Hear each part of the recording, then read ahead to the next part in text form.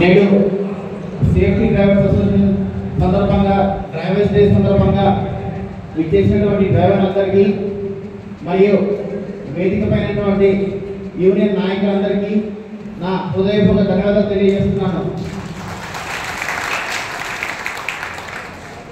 ఏంగా ఈరోజు అంటే వాస్తవంగా ఒక డ్రైవర్ అయిన వాళ్ళు ఒక బాడలు తీసుకోనో లేక ఒక పని కోసమో కారు మాట్లాడుకొని ఒక 1000 రూపాయలు 2000 3000 డబ్బులు చేసి మా గమ్యస్థానానికి చేరుకుంటాం. కానీ ఏ రోజు వాళ్ళకి కృతజ్ఞత తెలియజేయలేదు.